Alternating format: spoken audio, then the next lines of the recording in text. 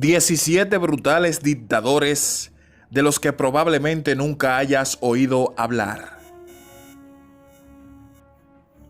Además de ejemplos tan conocidos como Hitler, Mussolini, Stalin o Franco, la historia está plagada de ejemplos de dictadores menos conocidos, pero igual de brutales.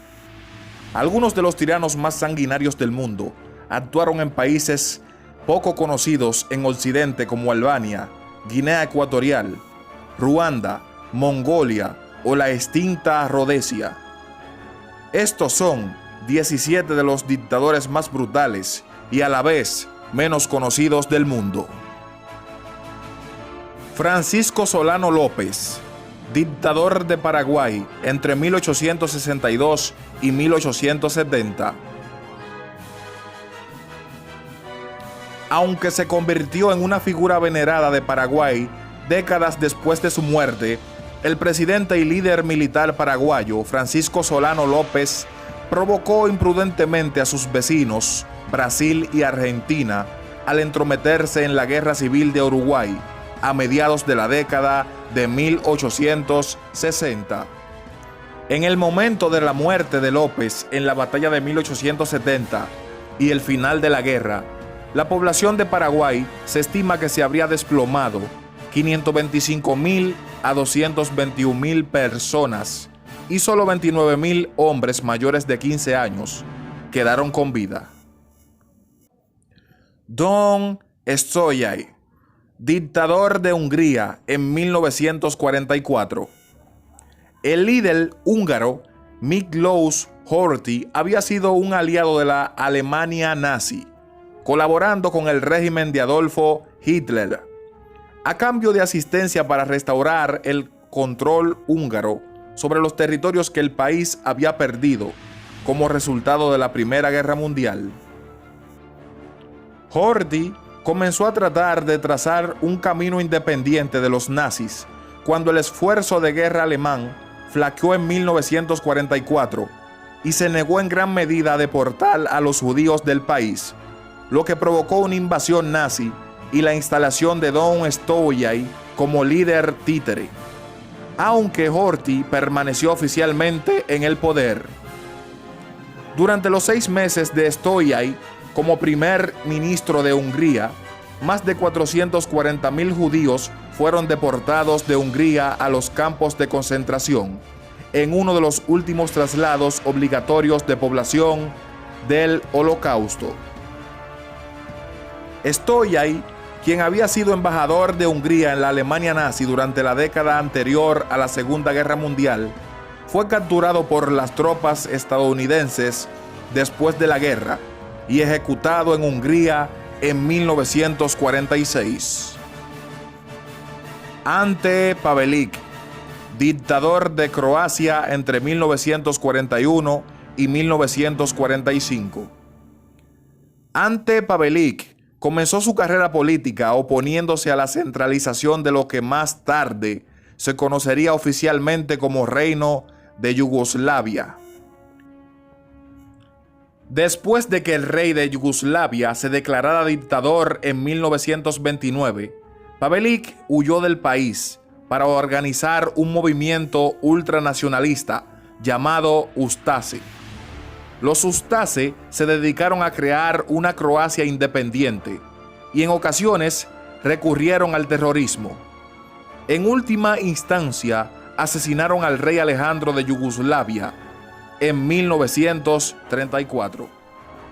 Después de que las fuerzas del Eje tomaron Yugoslavia en 1941, Pavelić tomó el control como jefe del Estado independiente de Croacia. El país estaba gobernado normalmente por los Ustaše, pero era esencialmente un estado títere de la Italia fascista y la Alemania nazi. Bajo el liderazgo de Pavelić, el régimen persiguió a los serbios ortodoxos, los judíos y los romaníes que vivían en la NDH. Después de que Alemania fue derrotada en 1945, Pavelić se escondió y finalmente escapó a Argentina. Murió en España en 1959. Khorloohin Choibalsan, dictador de Mongolia entre 1930 y 1952. Después de varias reuniones con Stalin, Choibalsan adoptó las políticas y métodos del líder soviético y los aplicó en Mongolia. Creó un sistema dictatorial reprimiendo a la oposición y matando a decenas de miles de personas. Más tarde, en la década de 1930, comenzó a arrestar y asesinar a los principales trabajadores del partido, el gobierno y varias organizaciones sociales, además de oficiales del ejército, intelectuales y otros trabajadores fieles, según un informe publicado en 1968 en el Diccionario Histórico de Mongolia. A fines de 1951, Choibalsan se trasladó a Moscú para recibir tratamiento contra el cáncer de riñón. Murió al año siguiente. Enver Hoxha, dictador de Albania entre 1944 y 1985. El dictador comunista de Albania se peleó tanto con la Unión Soviética como con China antes de promover una ruinosa política de autosuficiencia nacional que convirtió a su país en una versión balcánica de la actual Corea del Norte. Durante su mandato de 4 décadas, Hoxha prohibió la religión, ordenó la construcción de miles de fortines de cemento por toda Albania, emprendió excéntricos proyectos de edificios públicos, purgó a su círculo interno varias veces y cortó casi todas las relaciones internacionales significativas de Albania. Hoxha impuso un culto a la personalidad similar al de Stalin y creó una sociedad completamente aislada en la que prácticamente no se toleraba la disidencia política. Se estima que unas 200,000 personas fueron encarceladas por presuntos delitos políticos durante el gobierno de Hoxha, en un país con una población actual de alrededor de 3 millones. Ramfis Trujillo, el hijo mayor de Rafael Leonidas Trujillo, fue nombrado coronel a la edad de 4 años. Solo pasó unos meses como dictador de la nación caribeña, pero los usó para organizar una brutal campaña de represalias contra los sospechosos de asesinar a su padre el 30 de mayo de 1960. Torturador consumado y playboy empedernido, Ramfis supuestamente se llevó consigo el ataúd de su padre cuando huyó de República Dominicana en un yate para exiliarse en España a fines de 1961. Además, el ataúd se llenó con casi $4 millones, unos 3,5 millones de euros, en dinero y joyas. Ian Smith, dictador de Rodesia entre 1964 y 1979. Una de las figuras más controvertidas en la historia africana postcolonial, Ian Smith, un piloto de caza condecorado durante la Segunda Guerra Mundial, lideró la secesión de Rodesia, ahora Zimbabue, del Imperio Británico en 1965. Su objetivo era preservar el dominio blanco en una colonia abrumadoramente negra. Como primer ministro de una Rodesia independiente, Smith controló un sistema de apartheid similar al de la vecina Sudáfrica, buscando asegurar el dominio blanco a través de un sistema de separación y control racial. Aunque los blancos eran menos del 4% de la población de Rodesia, el gobierno de Smith sobrevivió a casi 15 años de aislamiento internacional y guerra civil. Aceptó un acuerdo para compartir el poder que elevó a Robert Mugabe a primer ministro de 1980.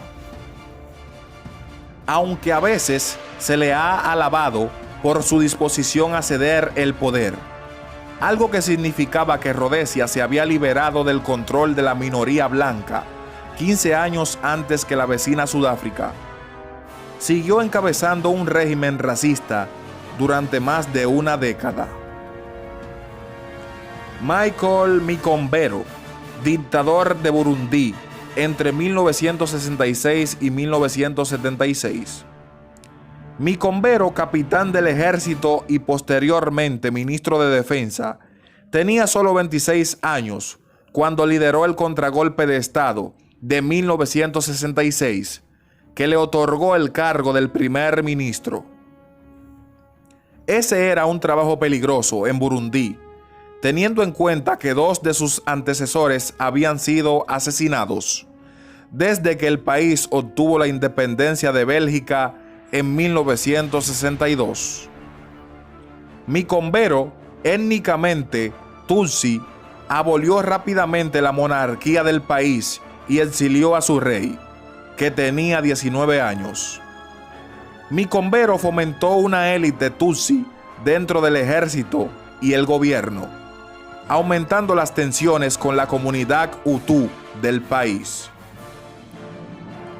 En 1972, el gobierno de Micombero aplastó una insurrección Hutu, organizando asesinatos en masa, en los que se calcula que murieron entre 150.000 y 300.000 personas. Aunque Micombero fue derrocado en un golpe de Estado de 1976, la división entre Hutus y Tutsis persistió en Burundi y ayudó a desencadenar una guerra civil en el país que duró entre 1993 y 2005. Yahya Khan. Este general pakistaní, veterano del ejército británico de la Segunda Guerra Mundial, disolvió el gobierno e impuso la ley marcial en 1969. Cuando perdió el poder 2 años después, el este de Pakistán se había separado del resto del país para convertirse en la nación independiente de Bangladesh, y Pakistán había perdido otra guerra contra su rival, India. Mientras tanto, Khan supervisó la matanza masiva de hasta 500.000 de bengalíes y otras minorías en la India. En marzo de 1971, Khan ordenó a su ejército que tomara medidas enérgicas contra el creciente movimiento separatista en el este de Pakistán. La operación Seal Lake se dirigió contra los nacionalistas e intelectuales bengalíes y generó una oleada de 10 millones de refugiados, lo que convenció a India de intervenir en la guerra civil de Pakistán, preparando el escenario para la independencia de Bangladesh al año siguiente. Durante una reunión de alto nivel en febrero de 1971, Khan fue grabado diciendo: "Matad a 3 millones de ellos", en referencia a los separatistas y sus partidarios. A finales de año, cientos de miles de personas habían muerto y Khan había sido depuesto como presidente y enviado al exilio interno. Murió en Pakistán en 1980. Mohamed Siad Barre, dictador de Somalia entre 1969 y 1991. El dictador militar socialista de Somalia cometió un desastroso error estratégico cuando invadió la región etíope de Ogadén, de mayoría somalí, en 1977. La invasión convenció a la Unión Soviética de retirar su apoyo del gobierno de Barre y otorgárselo al emergente régimen comunista de Etiopía. Después de la guerra fallida contra Etiopía, Barre continuó gobernando Somalia durante 13 años. Mantuvo el control a través de una combinación de fuerza contundente y manipulación astuta del sistema de clanes de Somalia. Su legado más desastroso es la guerra civil en 1991, que marcó el comienzo de más de 2 décadas de anarquía en el país. Carlos Manuel Arana Osorio. Fue uno de los varios dictadores militares que ocuparon la presidencia de Guatemala durante los años volátiles que siguieron al golpe de Estado de 1954. Durante su presidencia aumentó los esfuerzos del gobierno para someter a los rebeldes armados y perseguir a estudiantes radicales, a grupos de trabajadores y a opositores políticos. Se estima que 20,000 personas murieron o desaparecieron bajo la administración de Arana Osorio. Guatemala fue gobernada por dictadores militares hasta 1986, pero la guerra civil del país continuó hasta diciembre de 1996. Macías Nguema, el primer presidente de Guinea Ecuatorial, fue un cleptócrata paranoico que se declaró líder vitalicio.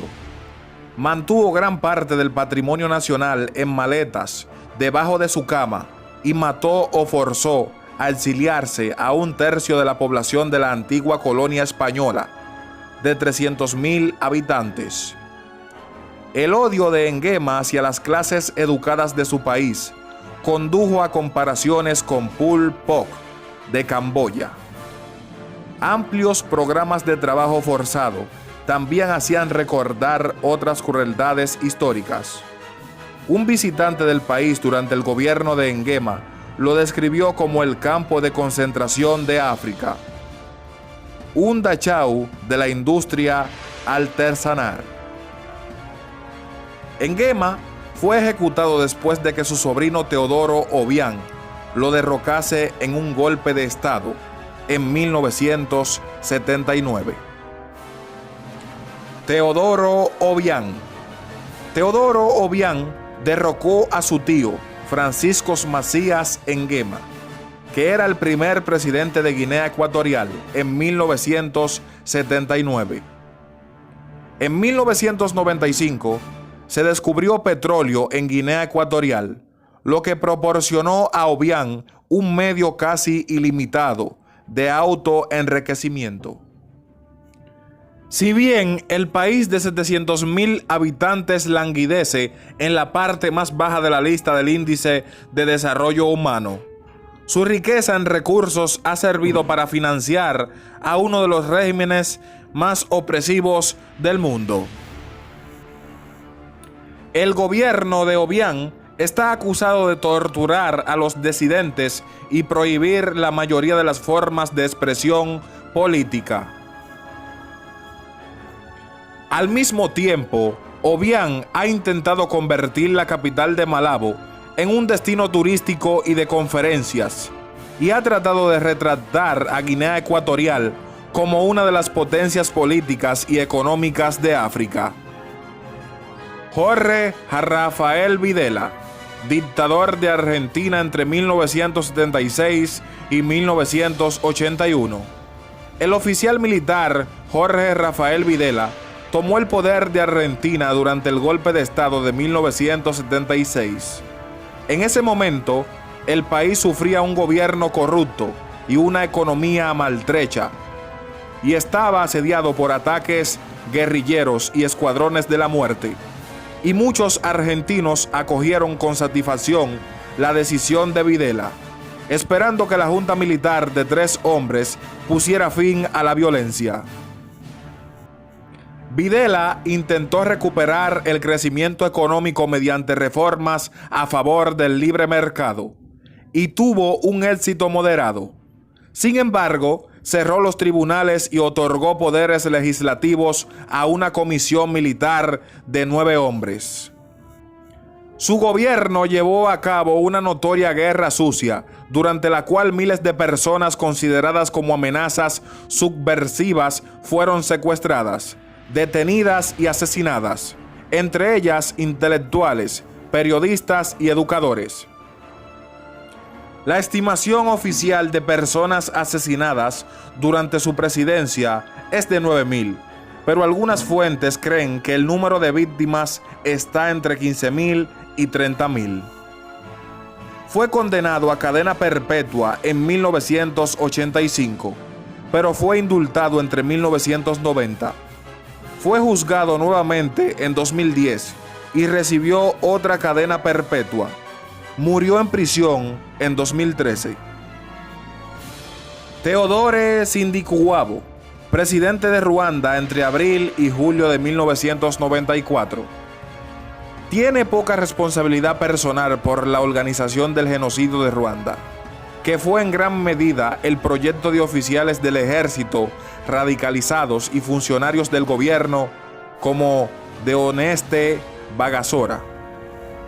Pero cuando el avión del presidente ruandés Juvenal Abirimana fue derribado el 6 de abril de 1994, Sindikuwabo fue el hombre que los arquitectos del genocidio seleccionaron como jefe de Estado de Ruanda.